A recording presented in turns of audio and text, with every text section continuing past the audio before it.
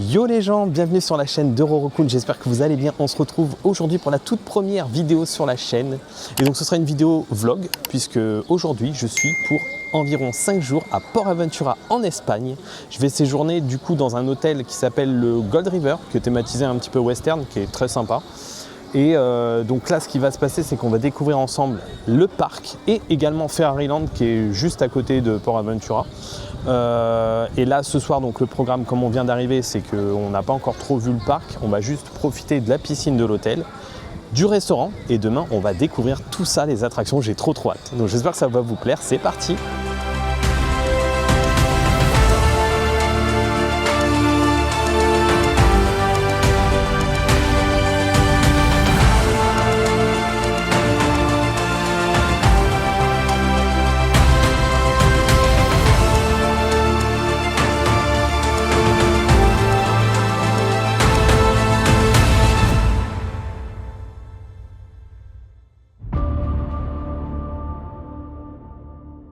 Bon bah on se retrouve au resto de l'hôtel, c'est en fait un buffet apparemment, de ce que je vois, j'ai pas encore regardé vraiment, ça a l'air d'être des trucs classiques, je vous ferai un petit florilège du buffet, et puis bah, on va manger parce qu'on a faim. D'ailleurs je suis avec Tony, je sais pas si je vous l'ai dit, mais voilà, donc on va passer le petit séjour ensemble. Est-ce que tu as faim? Ah, grave. Ouais. On n'a pas mangé de la journée, donc on a hâte, là, on a la dalle. Donc c'est parti, on va manger. Let's go! Bon bah voilà, petite entrée simple avec des petits maquis, un peu de macédoine, de la salade et un peu de charcuterie pour commencer. Il y a ça, je sais pas ce que c'est, un espèce de pokéball. Et Tony, toi t'as pris quoi? Sushi pour l'instant. Et une bonne petite bière. Donc c'est parti, on va déguster ça. Et après, j'ai vu au buffet, il y a des burgers, j'ai vu. Mais par contre, j'aime bien le truc des desserts, il a l'air sympa. Franchement, c'est cool. Bon bah on sort du buffet, c'était pas, on va pas se mentir, c'était pas fifou, c'est un flunch mais presque pas ouf. Mais par contre je voulais vous montrer la piscine que je trouve quand même assez sympa. Ici il y a le bassin plus pour les enfants et là-haut il y a le troisième bassin qui est peut-être le bassin le plus beau je pense. Voilà, bah celui-là il est pas mal, hein. Plutôt pas mal, la piscine, faudra qu'on vienne. Demain je pense que peut-être on se fera un petit... Il y a moyen qu'on se fasse une petite piscine demain soir.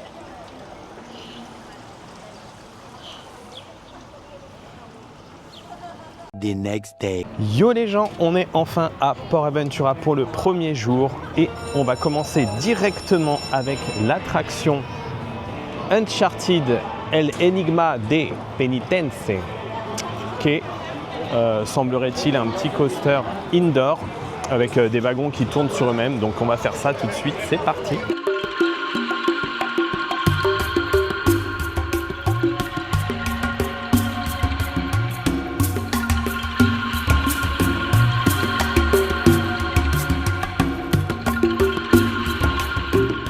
Ça y est, je sors de l'attraction Uncharted. Franchement, c'était sympa. Alors, on a attendu 30 minutes, ce qui est correct parce que là, je vois qu'il y a 1h30 d'attente.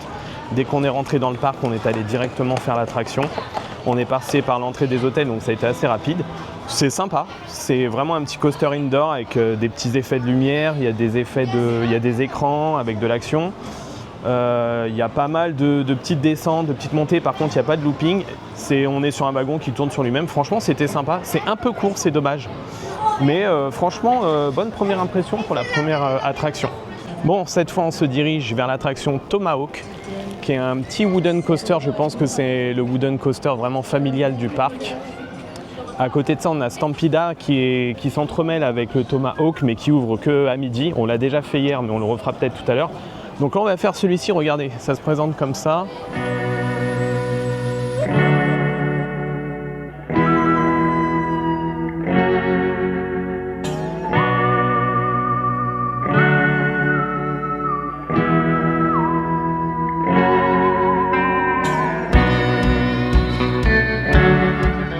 On sort de Tomahawk, qui est un baby wooden coaster, j'appellerais ça. C'est très court, c'est très petit. C'est mignon, c'est bien pour les enfants, on va dire, mais faut pas avoir des grandes jambes. Hein. C'était limite, j'étais au premier cran pour valider la barrière, limite, sinon c'était mort. Bon, voilà, c'était sympa. Après, ça vaut pas Stampida qu'on fera tout à l'heure, qui s'entremêle justement à Tomahawk. Donc, bon, maintenant, on se dirige vers le land un peu mexicain. Il y a une attraction qu'on voit depuis un moment qui nous fait bien flipper. Je pense que Tony ne veut pas la faire. Je sais pas, je vous montre, mais j'avoue que les tours de chute comme ça, moi ça me fait grave flipper. Voilà, il y a ça en face, c'est Condor, je sais plus quoi, un truc comme ça, mais oh non, j'avoue. Mais non, mais ça va pas la tête. Allez, est-ce qu'on est des bonhommes ou on n'est pas des bonhommes? Non, moi je suis une tapette. Bon bah, je suis une tapette aussi alors. Si tu l'as fait, je la fais. Non, merde. On se fixe non. Le dernier jour, c'est la dernière attraction qu'on fait. Bon là on rentre dans le land mexicain.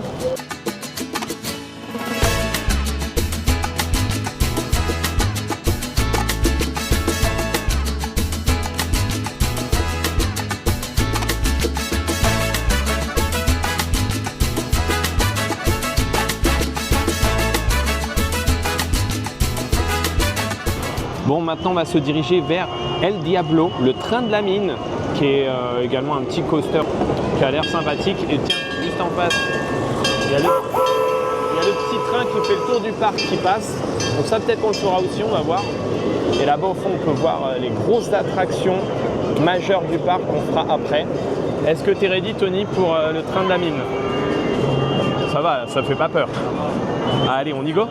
Let's go.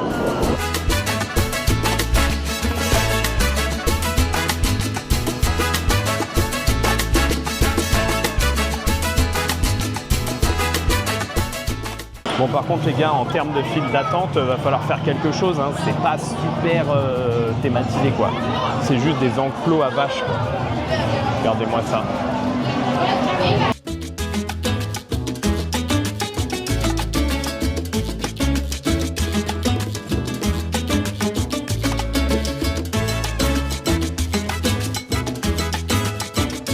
On sort à l'instant d'El Diablo Tren de la Mina. Bah, c'était bien sympa. C'est l'équivalent d'un Big Thunder Mountain à Disney, quoi. Voilà, c'est sympa. Et maintenant, on se dirige vers les gros coasters du parc. Let's go. Oh, il y a le petit train encore qui passe, regardez. Décidément. Ah oui, j'ai oublié de vous dire, pour El Diablo, en fait, il y a une version avec un casque virtuel. Donc je sais pas, j'ai pas trop compris. J'ai vu qu'il y avait un QR code et on peut avoir un casque virtuel. Et apparemment, c'est 6 balles. Donc franchement, payer pour avoir un casque virtuel pendant que tu fais un coaster, c'est un peu chelou. Parce que moi, j'aime bien profiter du décor. Si c'est juste pour avoir un casque et tu vois un truc en mode virtuel, je vois pas l'intérêt. L'intérêt, c'est de voir ça, pouvoir profiter du décor, d'ailleurs, qui est très sympa. D'ailleurs, de ce que j'ai vu, il y a très peu de gens qui ont utilisé le casque VR. En même temps, 6 balles pour faire le casque VR. Tu le ferais? Oui, ouais, tu sens que c'est un parc quand même. Il faut de la thune. Hein. Bon, maintenant, direction la zone asiatique avec les gros coasters. Il y a Dragon Khan, il y a Shambhala. On va pas se mentir, on est un peu à Port Aventura, surtout pour ces deux attractions. Donc c'est parti, on rentre dans la zone China.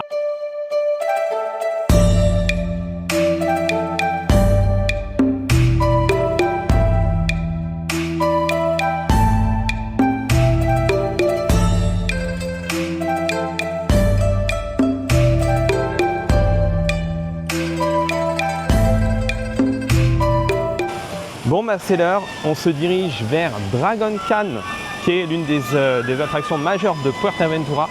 Et après je pense qu'on fera Shambhala. On va surtout utiliser le Fast Pass qu'on a acheté, ça nous permettra de ne pas faire la queue.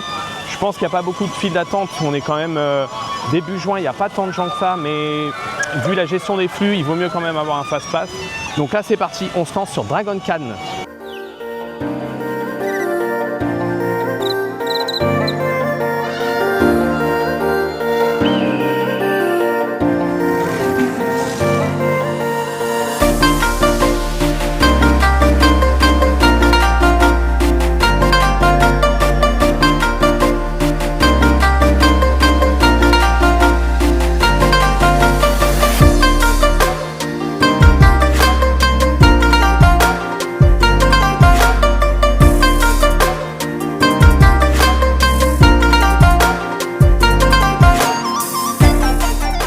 je sors actuellement à l'instant de Dragon Khan. Comment vous dire, mon expérience a été un peu gâchée, on va dire. Déjà, on est arrivé devant le train, il y a eu une panne comme par hasard, donc il y a eu une maintenance qui a duré au moins 30 minutes.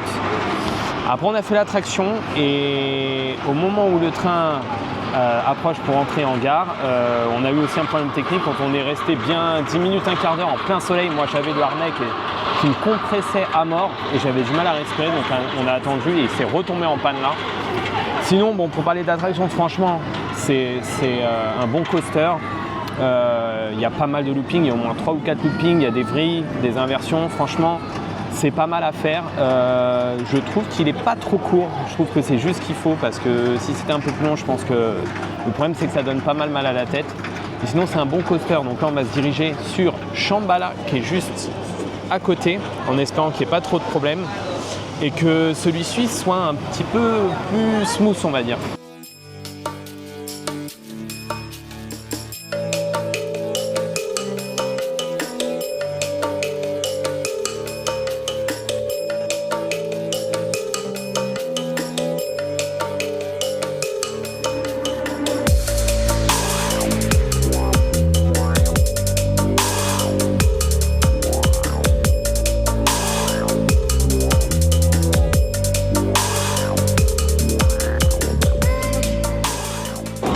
On sort à l'instant de Shambhala, c'était une dinguerie. Pour moi, c'est mon coaster préféré pour l'instant. Enfin, c'est mon attraction préférée du parc.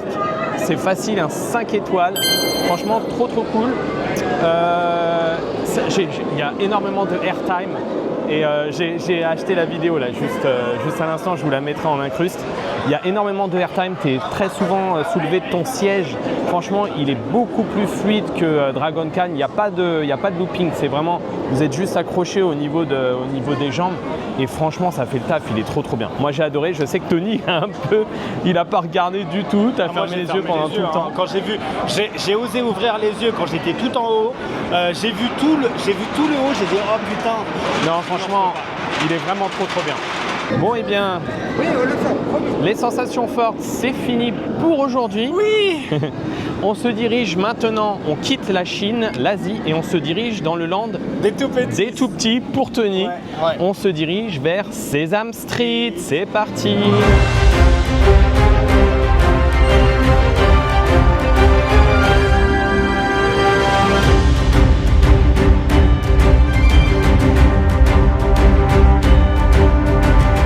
Franchement, je trouve que le land Sesame Street, c'est le mieux thématisé. Je trouve vraiment sympa pour les enfants. Je trouve que la déco est vraiment bien réussie.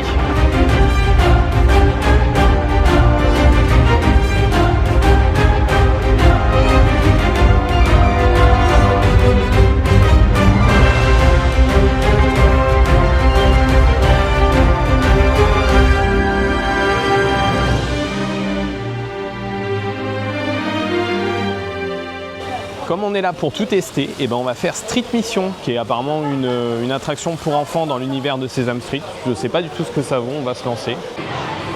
On est dans la file d'attente et visiblement ça lève pas les foules, il n'y a pas grand monde. Je vous montre un petit peu. Bon, il y a une légère thématisation, c'est pas incroyable. Ça manque un peu de personnages de Sesame Street du coup.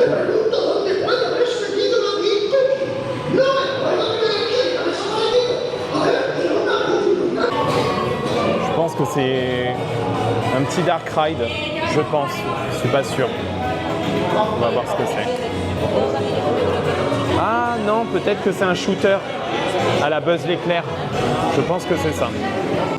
On sort à l'instant de Sesame Street Mission. Bah écoutez, franchement, c'est pas mal. C'est un petit dark ride avec des phases écran, des phases avec des animatroniques et en même temps shooter un peu à la Buzz l'éclair, où on doit shooter un maximum de cookies pour faire à la fin un giga cookie pour Cookie Monster, qui est le monstre bleu de Sesame Street. Bah franchement c'est pas mal, c'est bien fait. Il y a une odeur aussi de cookies, il balance des odeurs et les écrans sont plutôt convaincants et le jeu marche bien. Donc franchement non, c'est top, soit pour les enfants ou finalement même pour les adultes. Moi j'ai apprécié. Non, bonne petite attraction, je lui mettrais un petit 4 étoiles. On sort de Sesame Street, le land, et on arrive à comment ça s'appelle ce land? Le land un peu polynésien, je ne sais pas son nom exactement. Mais c'est surtout là où on va retrouver les attractions aquatiques, les flumes, les bouées, les trucs comme ça. Donc je pense que ça peut être sympa vu la chaleur. Mais petit débrief sur le land Sesame Street, moi je trouve que pour les enfants, ouais, thématiquement je le trouve vraiment très très beau. Et pour les enfants je pense que c'est bien, il y a plein de petits flat rides sympas à faire, donc franchement c'est trop trop cool.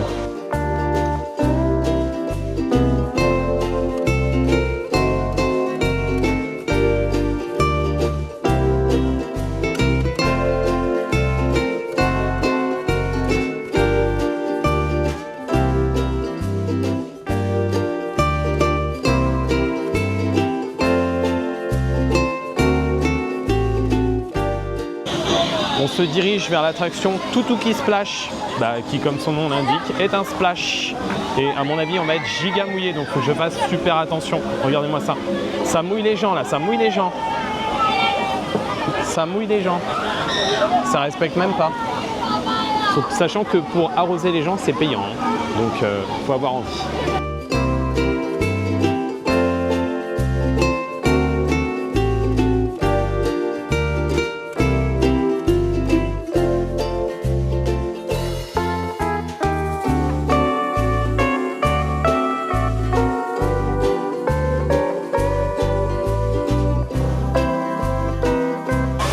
On sort de Tutuki Splash et on est bien mouillé, chaud dans la boost. J'espère que cette eau est très hygiénique, hein, c'est pas l'impression. Hein. Non, en tout cas c'est sympa, bon c'est un splash quoi. Mais ça mouille bien, ça mouille suffisamment, on est d'accord? Ça mouille pas trop, mais ça mouille pas assez. On est bien mouillé quand même, donc franchement non c'est sympa là avec les chaleurs qu'il fait. Tutuki Splash, trop bien. Et on va enchaîner, je pense, sur le flume. On quitte actuellement la zone polynésienne et on se dirige sur la zone Méditerranea.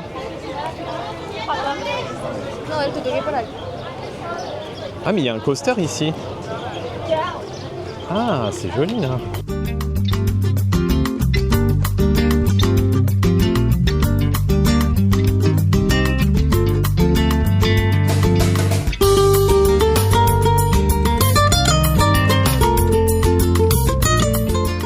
Bon on se retrouve devant l'entrée du parc.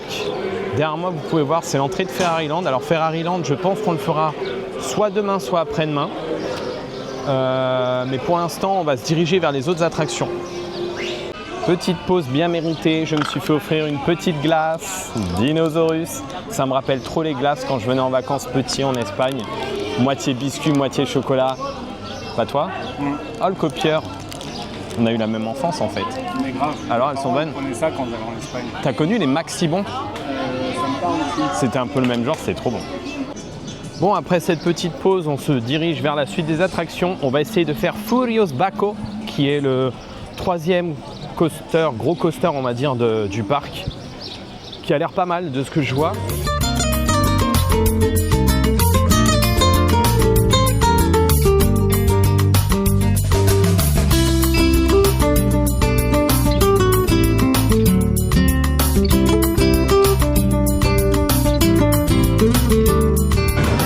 On sort, comme vous pouvez voir ici, de Furious Baco.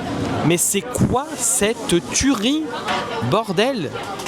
C'est le launch, il est incroyable. Le lancement, je sais pas, tu pars à combien de kilomètres heure tu pars, mais j'ai jamais fait un coaster aussi rapide qui envoie du pâté dès le début.